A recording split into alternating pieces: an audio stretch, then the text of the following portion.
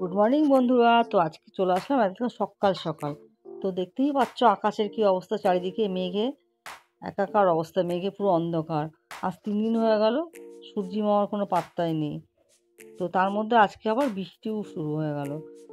আজ বাদে কাল সরস্বতী পুজো, আর দেখো কিরকম বৃষ্টি পড়ছে। বৃষ্টিটা হয়তো তোমরা বুঝতে পারছো না, তো দেখাচ্ছি তোমাদেরকে। এই দেখো, দেখতে পাচ্ছ ঝিঝি ঝিঝি সকাল থেকে বৃষ্টি শুরু হয়ে গেছে। তো তোমাদের দেখানোর জন্য একটু বাইরেটায় চলে এলাম। তো তারপরে চলে যাব রান্নাঘরে রান্না করতে। চলে এলাম, রান্না বসিয়ে দিয়েছি। তো এই যে করছি ফুলকপি ভাজা। আজকে ফুলকপিটা শুধুই ভাজবো, কারণ এই ফুলকপিগুলো আর ভালো না, এগুলো হচ্ছে সেই ধাপার ফুলকপি।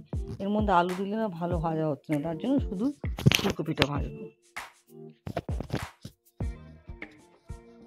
তো একটু মোটামুটি সেদ্ধটা হয়েছে, তখন হলুদটা দিয়ে ভালো করে লাল লাল করে ভেজে তুলে নেবো ফুলকপিটা।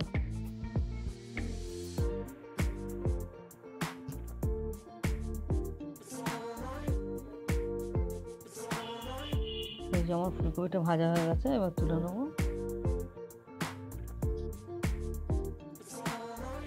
তারপরে চলে আসলাম সাজনা ফুল। কে কে খেতে ভালোবাসো?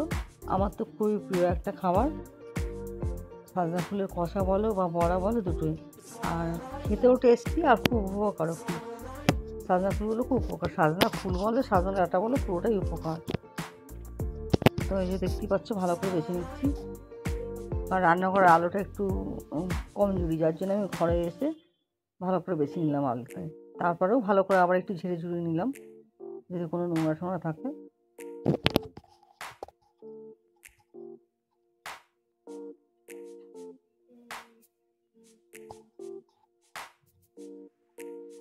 তারপর ভালো করে ধুয়ে জল ঝরিয়ে নেব।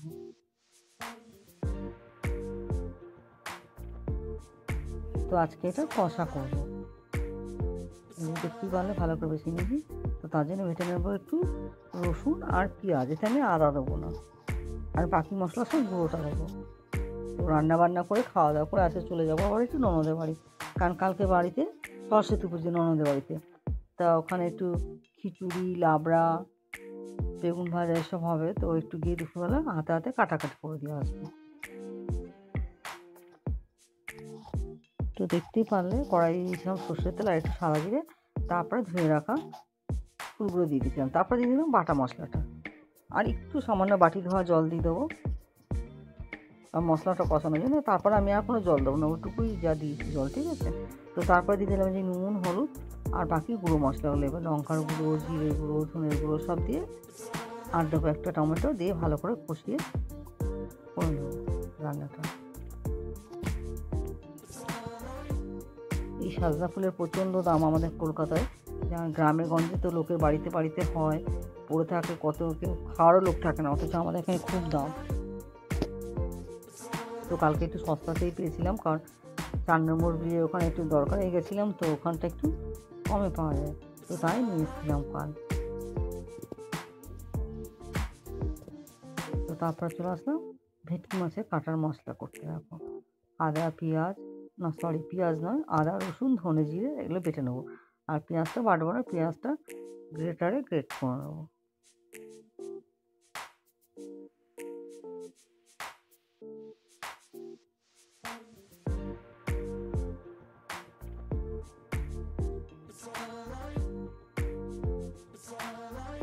তো এই যে আমার মশলা রেডি, এবারে চলে যাই রান্নায়।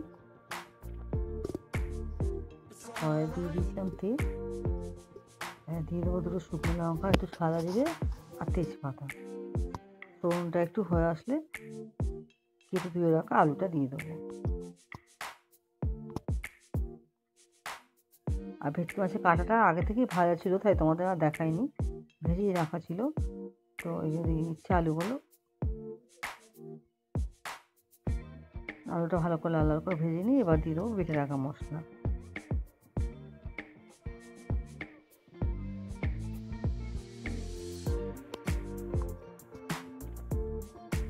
দিয়ে একটু কষিয়ে নিয়ে এবার দিয়ে দেবো নুন, হলুদ আর লঙ্কার গুঁড়ো, একটু কাশ্মীরি লঙ্কার গুঁড়ো। দিয়ে আবার একটু ভালো করে নেড়ে চেড়ে নিয়ে দিয়ে দেবো একটা টমেটো।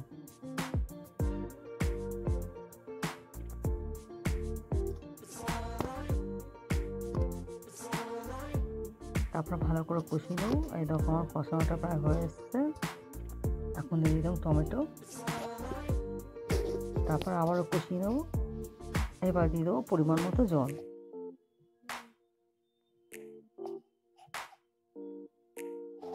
ফুটে উঠলে একটু গ্যাসটা মিডিয়াম ফ্লেমে করে ঢাকা দিয়ে দেবো আলুটা সেদ্ধ হওয়ার জন্য। তো দেখো আমার আলুটা সেদ্ধ হয়ে গেছে। এবারে ভেজে রাখা কাঁটাটা দিয়ে দেবো ঝোলের মধ্যে।